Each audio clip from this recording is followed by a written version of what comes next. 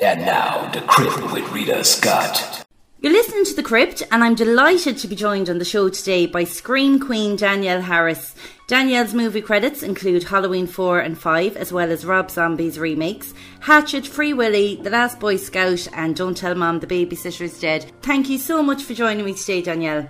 Sure, pleasure to be there. Well, first off, going back to your first movie role in Halloween 4 when you were just 11 years old, what was it like for someone so young to star in a horror movie? Were you ever scared or...? Surprisingly enough, no. I don't know what that says about me as a kid.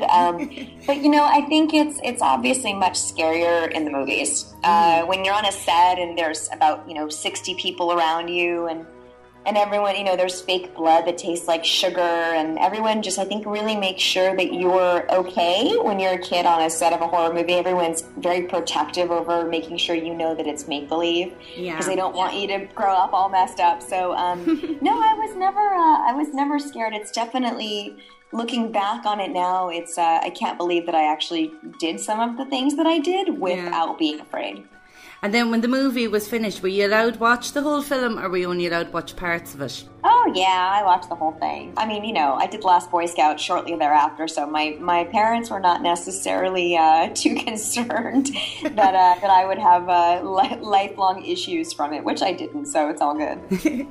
And then, as well as playing Jamie Lloyd in parts 4 and 5, you also played Annie then in Rob Zombie's contributions to the franchise. What did you think of the direction Rob took with it? I really liked the remake or re-envisioning. I was a fan of Rob Zombie's to begin with, so I felt like he could bring kind of a contemporary, creative, stylistic element to it. Mm-hmm. So it wouldn't necessarily be, copycat of the original, because he wasn't trying to remake it. He just wanted to sort of tell it in 2007 the way that he had envisioned it if it would have been done for the first time. So I really liked it.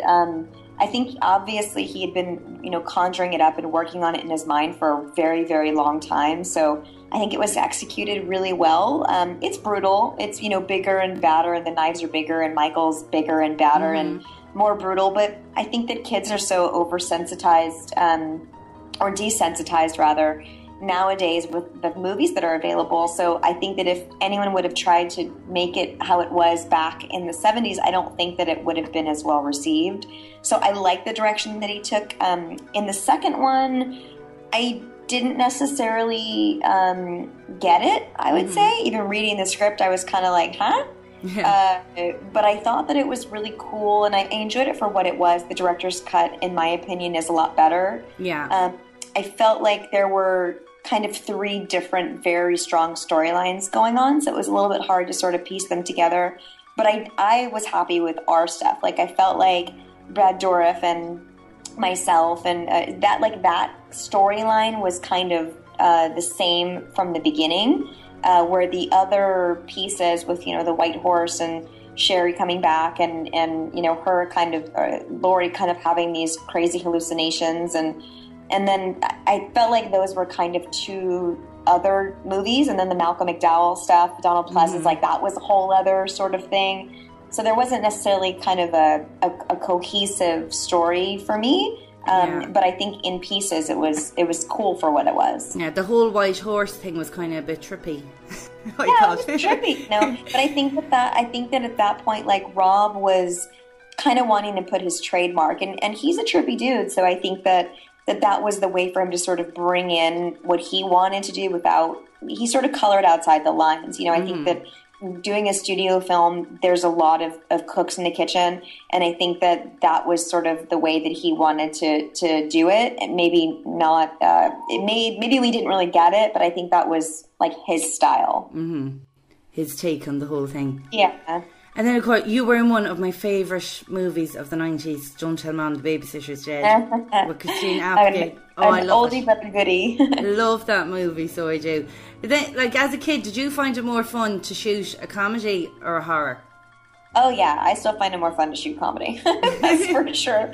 I think that when you're doing a horror movie, you have to make an effort to have fun when you're there, but it's work. You're kind of beat up and you're tired, and the shoots are really long and they're late and they're pretty grueling. especially now being kind of the final girl in a lot of the movies that I do. I work every scene every day, all day, 17, 18, 19-hour days, and I get up and I do it all over again the next day. And there's only so much, I think, that you can kind of shake off the being, ran after and raped and tortured and beaten and killed, and doing that every single day is a lot. So comedies are for sure, like, I feel like I'm not earning my money when I do a comedy or anything other than a horror movie because it's so easy in comparison. That's, I'd say, so much fun on set. What was Christina Applegate like to work with? Oh my God, I just wanted to be her. Oh, she's so funny. I want to dress like her, act like her, be like her. I just wanted to be her. And then the boy that played my brother, actually, unfortunately, he's passed away now, but his name was Christopher Pettit. He was the cute little blonde that bought the big ring for his girlfriend that was my brother. And I had such a crush on him. And he just was all about Christina. I mean, I was 1 year younger than him, and he did not give me the time of day. He was just when Christina Applegate's on set, obviously, I'm not going to pay attention. All eyes are on her. And I remember when I watched that, when it came out, and I thought her clothes were so cool, and she was fantastic. And when I watched it recently again, I was like, oh my God, the outfits. I know. Some of that stuff, though, is coming back. At least here it is. I mean, some of the baby doll dresses and the leggings with the combat boots and then the big necklaces, all of that's kind of what's in style right now, which is really weird. I see these teenagers walking around in my neighborhood, and I'm like, oh my God, I dressed like you when I was your age. What is going on? Raid the attic and get all the old outfits out. Right? And then when you were growing up, what were your favorite TV shows and cartoons? Oh God, I was definitely Muppet Show, Fraggle Rock, Muppet Baby. I mean, cartoons like Flintstones, Jetsons. Dennis the Menace, Muppet Babies, all of that stuff. I think, and also my grandpa was an artist, so he actually was supposed to go draw for Walt Disney, ended up going into the service instead. So he always drew Disney characters. So we kind of grew up watching that and watching Looney Tunes, Bugs Bunny, and stuff like that. But I really grew up with the typical, Family Ties, Silver Spoons, Who's the Boss, Growing Pains, Golden Girls. Silver Spoons, I love that. I used to love the little train going through the house. I wanted one so badly.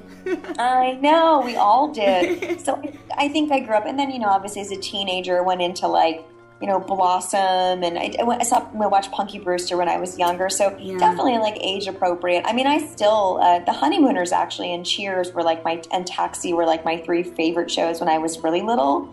I have all of those on full seasons of DVDs, and I still TiVo Taxi and Three's Company nowadays. I like the old stuff, and Roseanne, of course. That Cosby Show, those were the good old days. I was thinking I do get my little girl's 8, and I'm always buying her I bought her the Thundercats box set and Fraggle Rock. For sure, She-Ra, He-Man. I was all about it. Nowadays, everyone's mad on box sets. You have The Walking Dead, American Horror Story, Breaking Bad.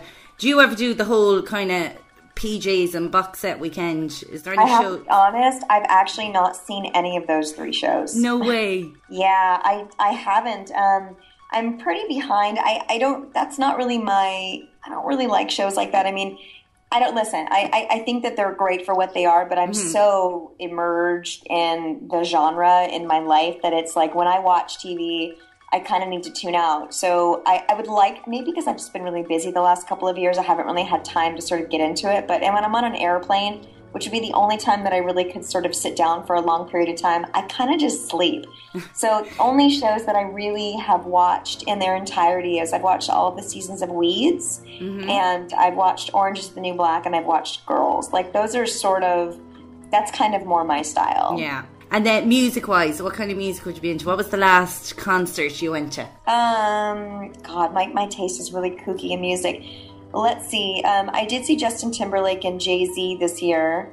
And I also saw Chicago, Earth, Wind, and Fire. Yes. What else did I see? I wanted to see the Eagles. Coming up, I'm going to go see James Taylor and Billy Joel. That's on my list for this year. So I'm kind of a 70s, 80s singers and songwriters sort of girl. But I also on my playlist, the 3 new albums that I bought. I just bought Lorde, I just bought Beyonce's new album, and then I bought Pitbull. So I'm kind of I don't know. I'm sort of all over the place. Beyonce, we actually just played in Ireland recently, and everyone has gone Beyonce mad there for a few weeks. I was always a fan, but I think that her newest album is by far the best that I've ever heard. I mean, it's one of the best albums I've ever heard. It's amazing. And then, of course, congratulations are in order because you recently got married. I did. Thank you. And can you tell us about the ceremony, where it was? And yeah, it's funny because everybody kind of thought that it would be like some, horror, like it would be on Halloween or it would be, I'm so not that girl. I had it in, we met in LA, but our first vacation together was in Kona, Hawaii, which is where he has a house, his family, and he have a house there. So we've gone there quite a bit over the last couple of years. We try to go every few months. It's sort of like our happy place. So we wanted to do a destination wedding, kind of thinking that we wouldn't actually get a lot of people because I didn't want a big wedding. Yeah. But we did it right after the holidays so people would actually be able to vacation there at the same time and sort of not have to spend that much money traveling there and not get something out of it because people work. So to have a wedding that far away for our East Coast family, to travel 15 to 20 hours to come for 3 days is sort of, not okay for me. So we did it on the 4th of January so everyone can kind of be there for New Year's and stay through the end of that week. And we had 66 people, and it was beautiful. It was at this Kona coffee plantation called Halualoa Inn. And, I'm Jewish, he's Jewish. We had a very sort of simple, sexy, classic, traditional Jewish wedding with, a chuppah and breaking the glass and we had a band play like Eagles in Chicago, and I walked down the aisle. First everybody walked down to Stevie Nicks, Leather and Lace, and then I walked down to When You Say Nothing at All by Alison Krauss. Oh, that's one of my favorite really songs. It was pretty and simple, and we danced to kind of like older hip hop, and it went by so fast. It really did. At first I was like, and honestly, like, I'm actually just loaded up a bunch of, I hired cinematographers that are friends of mine from LA to come out and just shoot for the 5 days we were there. And I have about 30 hours of footage that I'm trying to scrub through now. And I'm just downloading Final Cut, trying to take tutorials online to learn how to edit because I want to cut my own wedding video. I didn't want it to be typical. They weren't shot during the day. Like, I didn't want the sunset, the pretty bride. Like, so while it was still traditional, I still wanted bits of sort of creative, thinking outside the box a little bit in terms of wedding. Oh, it sounds fantastic. And your dress was beautiful. I was looking at the photographs. Thank you. Do you know, you've kept yourself so grounded. Like, growing up in Hollywood, when you look at the likes now, Miley Cyrus, Justin Bieber, they're all gone off the rails. Yeah. How did you stay so grounded when you grew up in that kind of lifestyle? I mean, I had a bit of help with, paparazzi and social media didn't exist when I was doing what they're doing. Because I'll tell you, anyone that's got that amount, listen, I never had that amount of money. Maybe that was the issue, but I was still working and all of my friends were, my three best girlfriends were, one was on Blossom, one was on The Fresh Prince of Bel-Air, and one was on Saved by the Bell. So, we all had homes at 18, and we all had nice cars, and we all could kind of go and do as we please. And we weren't in college, we were working. We were also working. I think that's the difference. Like, we had jobs to go to 5 days a week where we were required to be on set, and we supported ourselves. We didn't have a team of people that were living off of us. Yeah, exactly. So I think that we all kind of just stuck together and were really professional and didn't really take it for granted. But we were sneaking into clubs at 14, and we were smoking pot, and we were drinking underage, and we were doing a lot of the things that these kids were doing. We just weren't being photographed doing it. I think that it's when, even for me, like, I've kind of taken a step back from the convention scene because it's, I think, unfortunately, the availability that the internet has given with Twitter. And while I love all that stuff, because I like to know about people, I read Us Weekly, and I watch TMZ and all of that. I think that there's really no separation anymore between what fans think they deserve to have of you. Yeah. And I think that it can get incredibly overwhelming. And I kind of maybe was the only person that, I kind of get, Miley Cyrus, while she's definitely a trip and kind of taking it a bit too far sometimes, she's sort of she's made herself this thing. She's kind of brilliant in in what that's creative. As much as I don't understand why the Kardashians are famous, I watch their show, and like while I'm like, oh my God, she's on the cover of Vogue, I'm still looking at the pictures online. Yeah. So it's working. Whatever they're doing is working. We could bitch about it all day long, but we're talking about it right now. That is so true as well. And the whole social media thing, all Miley has to do is put up one crazy picture, and that's all you see everywhere. It's amazing publicity. I mean, it's great. Like, it's serving a purpose, and we're all complaining, but we're all buying into it and making them more famous and more successful. And, you know, maybe they'll come out of it, maybe they won't. I don't really know. But, you know, Justin Bieber, like, I think I was seeing all these posts on my Facebook of people when he had taken that mugshot and he was smiling, and people were so, like, taken aback by it. And I might have been the only one that was like, I know why he's happy. He's happy. He sees the light at the end of the tunnel. Like, he's trying to get himself out of being bombarded. Like, nobody will leave this kid alone. I can't imagine the life of, like, as cool as that may be in the beginning, I can't imagine having to live the rest of my life, like, not being able to go outside without having people invade my space. It's awful. And you've the whole thing, like, of the citizen journalist. You know, everybody now has their smartphones. You're in the right place at the right time. Catch a celebrity off guard. Awful. You just can't live your life. I mean, you know, even in the last couple of years, it's happened with me where I kind of can't believe it. You know, like going in to get a massage, or I mean, I went to get like a spray tan a couple of weeks ago, and I'm standing there naked, and the girl's like in the middle of doing it. She's like, "By the way, I'm a really big fan." You know, it's one of those things where you're like, I kind of.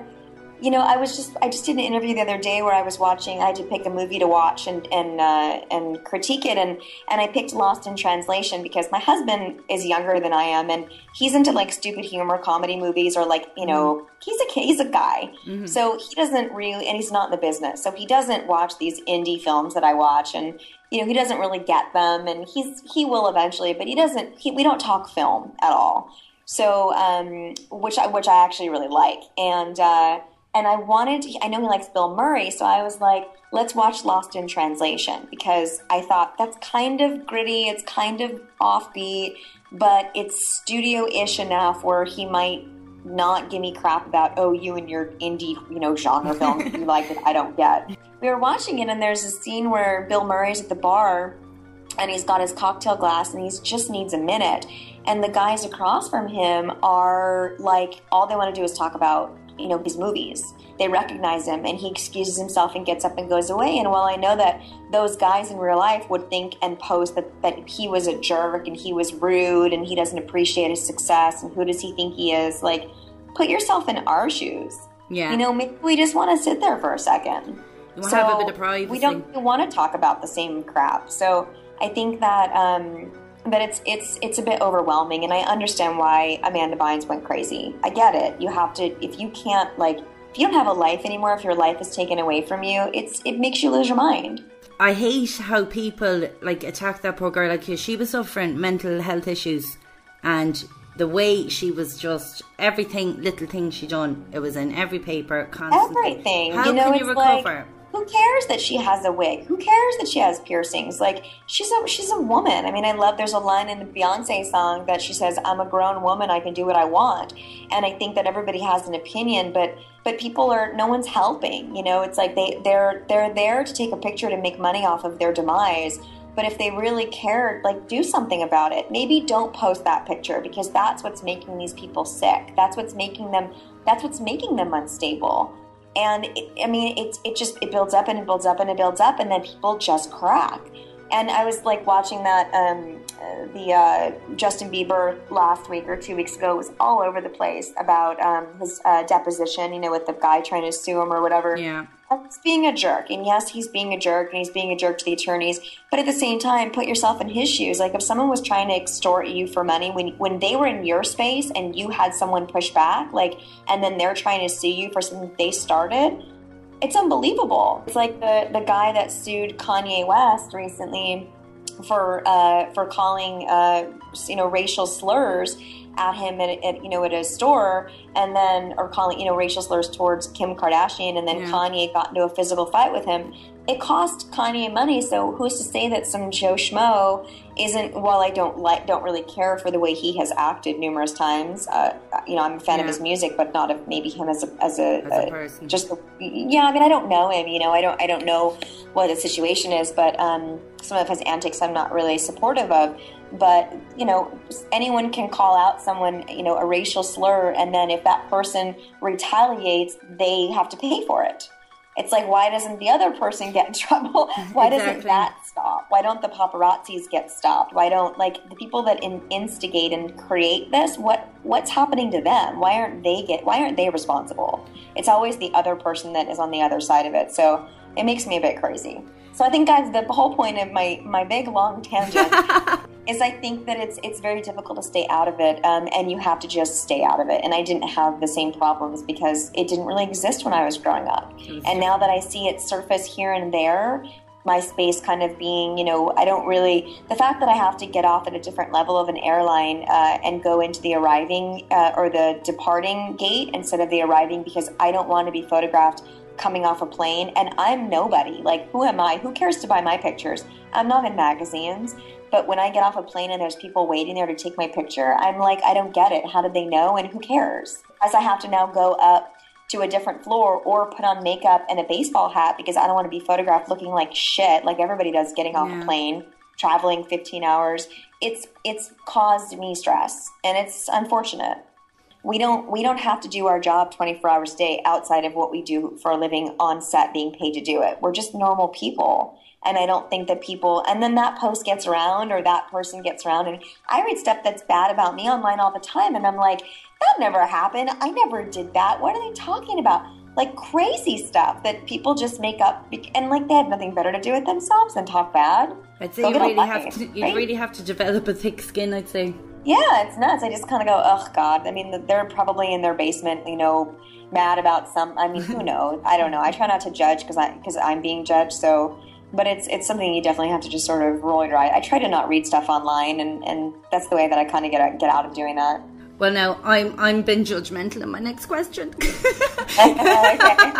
No, I'll tell you, I watched an interview the last day, and you were on the red carpet for Halloween. And this reporter, you probably don't even remember this now with all the interviews you do, but this reporter says to you, is this the first horror movie you've been in? And then you said, I was actually in the originals. And then she follows up with, did Rob know you were in them? And I was like, oh my God, do your research, woman. Do you know what I mean? You're on the red carpet to a movie. The least you can do is know about the stars. So would you find it's more fun to do interviews at conventions with kind of the fans? They kind of know what they're talking about. They're into the genre. Well, I would say not the fans, unfortunately, and people are going to get annoyed by me saying that, but the reason why is because I think that fans normally, at least the convention fans that are maybe not reporters and, not journalists, are nervous, right? They've been thinking for 12 years or 20 years what they're going to ask you, and they don't want to ask you something out of the box because they're afraid that you're going to be annoyed or irritated or they don't know what to ask you. So unfortunately, all of the questions that I get asked by fans are the same questions that I've been getting asked for the last 20 years. Oh no. So it's and my response is usually, haven't you read this somewhere before when I've answered the same question? You have one shot to kind of ask me stuff. I would much rather you ask me I don't know what my favorite food is, or what I don't know, what kind of car I drive, or something that's totally different than, what I don't know, what shows that I watched growing up. I'd rather hear about that stuff than what was it like to work with Donald Pleasance, or what was Rob Zombie like, or, people, do they really want to know that stuff, or do they want to know something that's deeper than that, but they're just too afraid to ask? I once in a while get a really good, interview, but most of the time the questions are generally the same. I'd say you'd probably just nearly learn off a script and just spill it out. There's a point where I just want write it on the wall behind me at a convention and point, because it's always the same 5 questions. So, I'm not going to, because that would be really rude, but that's kind of the way that I feel. Now, you're starring alongside Eric Roberts in Camp Dread. That's coming out. Is it April that's out on DVD? I believe so, yes. Could you tell us a bit about that movie? Yeah, Harrison is the director, writer, and he's actually wrote a great script that was an idea that, I read these scripts so often that they're all kind of the same. And this was something that I thought was a little bit different. I unfortunately do happen to really like reality TV. Mm-hmm. And I don't know, it's my kind of escape, but it's so ridiculous and it's not real. So it's, and only I know that because I recently did a few reality shows last year, and I was like, now it's kind of ruined it for me because I see how it's done and how they kind of manipulate it, which I didn't really know before. I guess I knew, but maybe I didn't want to accept it. So it's sort of a pun on that. So I think I liked the idea, and Felissa Rose is a very good friend of mine, and I thought it was kind of cool, and I'd always been a fan of Eric Roberts and wanted to work with him, and I got to play the sheriff in the movie, which in real life, I never had been offered anything like that. I thought that's an interesting choice. Yeah. Someone wants me to be the sheriff. Normally I'm like, the girl that's getting kidnapped or whatever. So that was kind of cool. I have a very small part. I only am in a couple of scenes, so I don't want anyone to think that, I'm the lead in the movie by any chance. But I think it's got a pretty cool storyline, and I hope it does really well, actually. I'm looking forward to seeing it now. And then for anybody who wants to follow you on social media. I'm most active on Twitter, which I'm a Halloween gal, shocker. And Instagram, I'm horror gal. And Facebook, it's the official DanielleHarris.org page is sort of like my page. I have very few people on my personal page because it's the only way that I kind of keep in touch with everybody. So if they have not gotten accepted as my friend, it's because I just can't. But I accept everyone on the other page, and I'm on there every single day posting and reading, and that's really the place where they can find me. Excellent. And last question before you go, I have to ask you about your tattoo. It is awesome. Thank you. It's a work in progress. It's something that I don't think is ever really going to end. I'm always sort of tweaking and changing and adding and detailing and all of that. I've covered quite a bit of my body, and I've only done one side of it because if I have to do a movie where I have to be naked, they always shoot from the other angle if I'm someone that wouldn't have tattoos. Right, good thing. So I only covered the other side, so if I need to be kind of the bad girl, I can shoot the other direction. And I am a Gemini, so I always kind of say like, well, I'm half good girl, half bad girl. There's two sides of me. Nice one. Well, Danielle, thank you so much for agreeing to do the interview today. It's been such a pleasure talking to you. Thank you. I hope I get to come out to Horrorthon again. I love, love, love Ireland. It's my number one favorite country that I've been to, and I owe it a lot to those guys out in Dublin that showed me the most amazing time. So it's on my list to come out again and spend a little more time. Maybe not in the fall this time, but I definitely will come out and kind of make my rounds. So thank you for having me.